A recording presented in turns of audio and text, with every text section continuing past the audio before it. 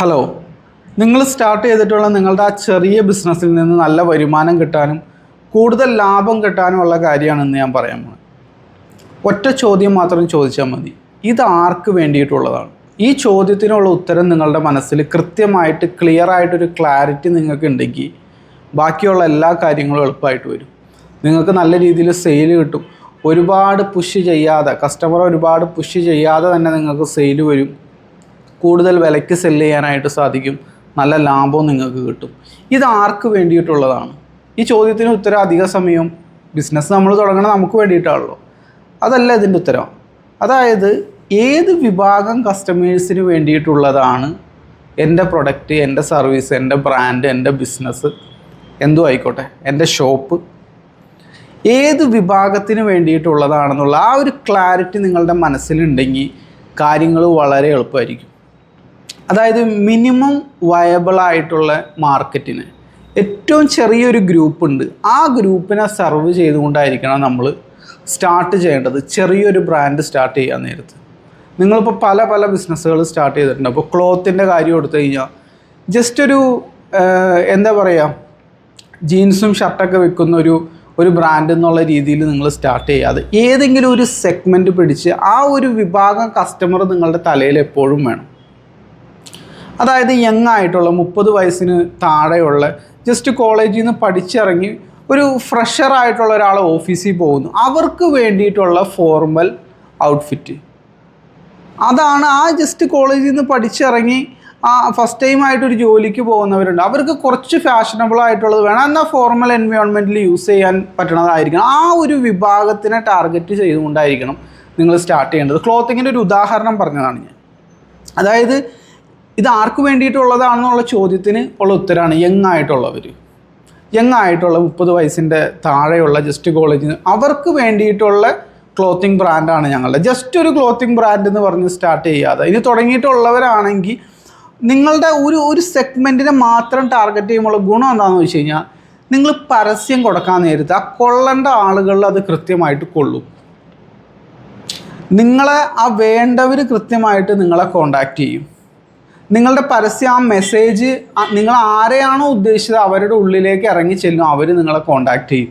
അതിന് ആദ്യം വേണ്ടത് നിങ്ങൾക്കൊരു ക്ലാരിറ്റി വേണമെന്നുള്ളതാണ്. ആർക്ക് വേണ്ടിയിട്ടുള്ളതാണ്? വളരെ സിമ്പിളായിട്ടുള്ളൊരു ചോദ്യമാണ്. കാര്യങ്ങളെല്ലാം ആ പോയിന്റ് മുതൽ നിങ്ങൾക്ക് എളുപ്പമായിട്ട് വരും.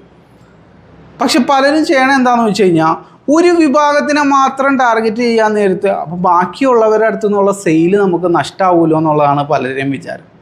അപ്പോൾ അവരെന്ത് ചെയ്യുമെന്ന് വെച്ച് കഴിഞ്ഞാൽ ബ്രോഡായിട്ട് വെക്കാനായിട്ട് നോക്കും, വിശാലമാക്കാനായിട്ട് നോക്കും. അതായത് ഒരു പ്രത്യേക ടാർഗറ്റിലേക്ക് കൊടുക്കാതെ മൊത്തത്തിൽ എല്ലാവരും വരികയാണെങ്കിൽ വരട്ടെ, എല്ലാവരുടെയും സെയിൽ കിട്ടട്ടെ എന്നുള്ള രീതിയിൽ ചെയ്യും.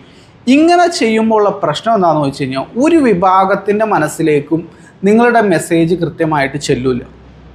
ഞാൻ റിയൽ ലൈഫ് വെച്ചിട്ട് പറയാം, വെറുതെ കഥ പറഞ്ഞു പോവാതെ. നിങ്ങൾ ഇൻസ്റ്റഗ്രാമിൽ ഒരു പരസ്യം കൊടുക്കുന്നു, ഒരു ഷർട്ട് ഇട്ടിട്ട് അതിൻ്റെ പരസ്യം കൊടുക്കുകയാണ്. കുറേ ആളുകൾ നിങ്ങളെ കോണ്ടാക്റ്റ് ചെയ്യും. അതിൽ കുറേ പേരൊക്കെ വില ചോദിച്ചിട്ട് അങ്ങോട്ട് പോവുകയും ചെയ്യും. എന്നാൽ അതേസമയം ഞാൻ നേരത്തെ പറഞ്ഞ പോലെ ഒരു പ്രത്യേക വിഭാഗത്തിന് വേണ്ടിയിട്ട് മാത്രമുള്ള ക്ലോത്തിങ് ബ്രാൻഡ് എന്നുള്ള രീതിയിൽ സ്റ്റാർട്ട് ചെയ്യാൻ നേരത്ത് അവരെ മാത്രം ടാർഗറ്റ് ചെയ്ത് പരസ്യം കൊടുക്കാൻ നേരത്ത് അത് അവരിലേക്ക് ഇറങ്ങി ചെല്ലും. അപ്പോൾ കസ്റ്റമർ കൺഫ്യൂസ് ആവണില്ല.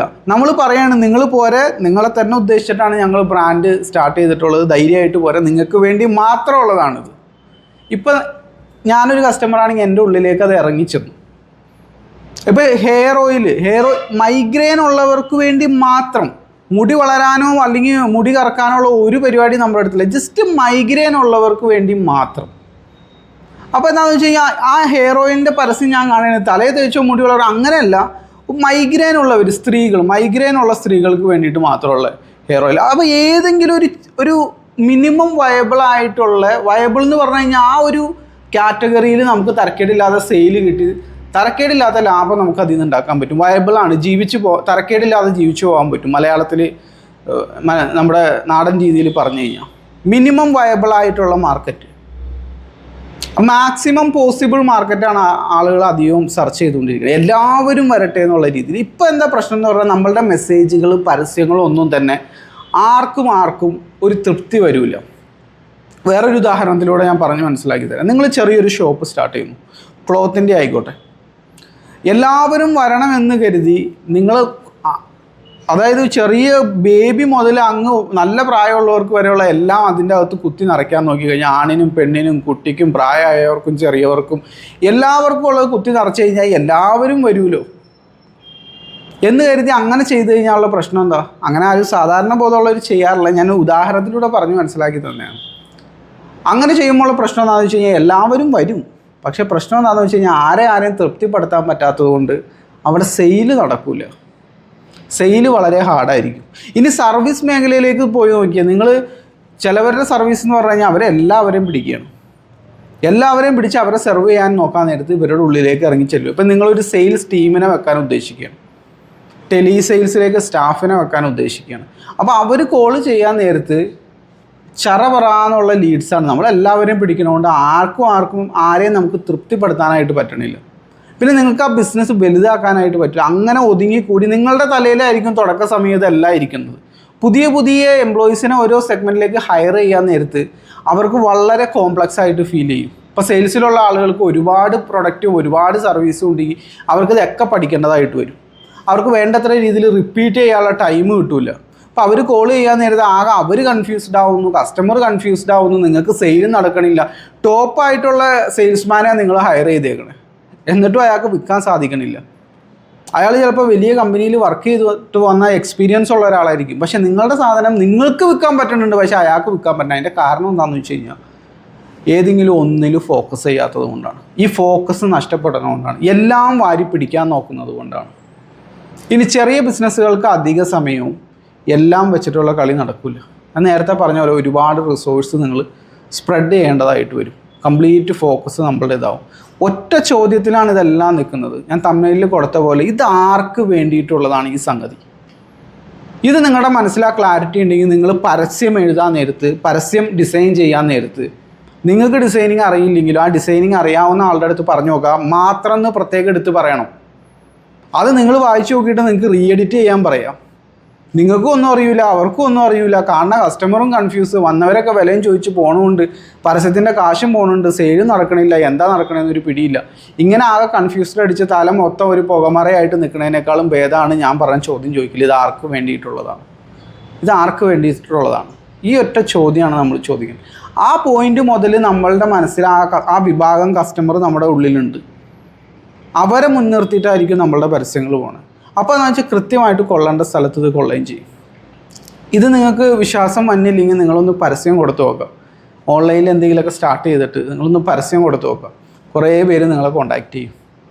കുറേ പേര് കോൺടാക്റ്റ് ചെയ്ത് വില ചോദിച്ചു പോകും. അത് കണ്ടപ്പോൾ ജസ്റ്റ് മെസ്സേജ് അയച്ചെന്നുള്ളൂ, അപ്പോൾ അതിൻ്റെ താല്പര്യമില്ല. കോള് നിങ്ങൾക്ക് സെയിൽസിൽ ആരെങ്കിലും വെച്ചിട്ട് നിങ്ങളൊന്ന് കോള് ചെയ്യിച്ച് നോക്കാം. അവർ പറയും താല്പര്യമില്ല എന്ന് പറയും.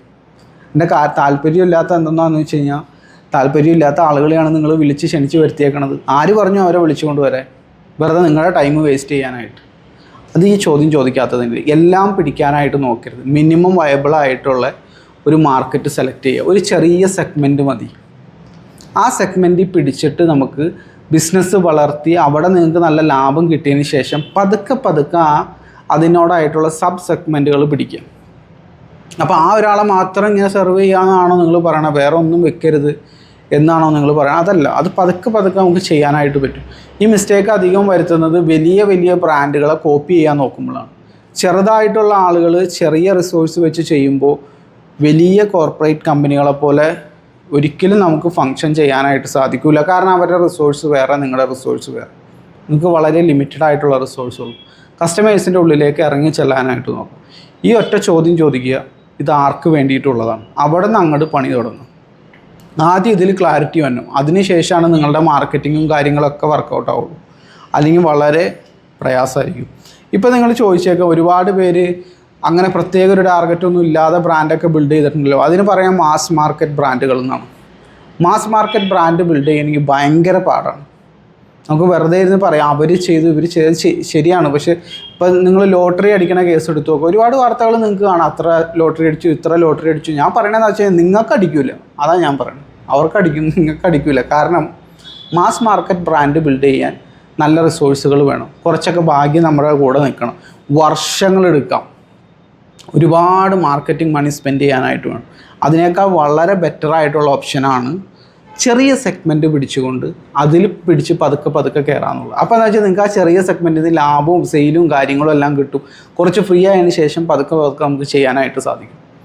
ഈ മിലിറ്ററിയിൽ ഈ സ്ട്രാറ്റജി ഉപയോഗിക്കുന്നുണ്ട്. മിലിറ്ററിയിൽ എങ്ങനെയാണെന്ന് വെച്ച് കഴിഞ്ഞാൽ ശത്രു വളരെ നമ്മളെ എണ്ണത്തേക്കാളും ആയുധം കൊണ്ടൊക്കെ വളരെ കൂടുതലാണെങ്കിൽ ഇപ്പുറം നിൽക്കുന്ന ആളുകൾക്ക് വലിയ ആയുധങ്ങളൊന്നും ഇല്ലെങ്കിൽ അവർ ചെയ്യണം എന്താണെന്ന് വെച്ച് കഴിഞ്ഞാൽ അവരിങ്ങനെ സ്പ്രെഡ് ആവില്ല. 4 പേര് അങ്ങോട്ട് പോകും, 4 പേര് ഇങ്ങോട്ട് പോകും, 4 പേര് അങ്ങോട്ട് പോകും, അങ്ങനെ പറയൂല. എല്ലാവരും ഒറ്റ ഒരു സ്ഥലത്ത് നിൽക്കും. എന്നിട്ട് ആ ഒരു ഏരിയ ആദ്യം പിടിക്കും. അങ്ങനെ പിടിച്ചാണ് അവർ കയറുള്ളൂ. അല്ലാതെ സ്പ്രെഡ് ആയി കഴിഞ്ഞാൽ എന്തായാലും പരാജയം ഉറപ്പാണ്. കാരണം മിലിറ്ററി റിസോഴ്സ് മുഴുവൻ സ്പ്രെഡായിപ്പോയി. കുറച്ച് ടാങ്ക് അവിടെ, 2 ടാങ്ക് ഇവിടെ, കുറച്ച് മെഷീൻ ഗൺസ് ഇവിടെ, കുറച്ച് പട്ടാളക്കാർ അവിടെ. അപ്പോൾ എന്താ വെച്ച് കഴിഞ്ഞാൽ ഓപ്പോസിറ്റ് ഉള്ളവർ എന്തായാലും നിങ്ങളെ പരാജയപ്പെടുത്തും. എന്നാൽ ആ ഒരു സംഗതി മുഴുവനായിട്ട് ഒരൊറ്റ സ്ഥലത്ത് ടാർഗറ്റ് ചെയ്യുകയാണെങ്കിൽ അവിടെ വിജയിക്കാനുള്ള സാധ്യതയുണ്ട്. കാരണം നമ്മളെ കംപ്ലീറ്റ് സ്ട്രെങ്ത്തും ആ ഒരു ഏരിയയിൽ എടുക്കാൻ നേരത്ത് അവിടെ ആ ഏരിയ പിടിച്ചെടുക്കാനുള്ള സാധ്യത വളരെ കൂടുതലാണ്. മിലിറ്ററിയിൽ ഇത് ഉപയോഗിക്കുന്നുണ്ട്. പക്ഷേ റിയൽ ലൈഫിൽ വരാൻ നേരത്ത് പലരും വാരി പിടിക്കാനായിട്ട് നോക്കും, പൊട്ടും. അപ്പോൾ ഒറ്റ ചോദ്യം, ഇത് ആർക്ക് വേണ്ടിയിട്ടുള്ളതാണ്? ഇതുപോലുള്ള ബിസിനസ് വിശേഷങ്ങളുമായിട്ട് നമുക്ക് വീണ്ടും കാണാം. നിങ്ങൾക്ക് ഓൺലൈൻ മാർക്കറ്റിങ്ങും സെയിൽസും എല്ലാം പഠിക്കണമെന്നുണ്ടെങ്കിൽ എൻ്റെ വാട്സപ്പ് ഗ്രൂപ്പിൽ അംഗമാവാം. Thank you for watching.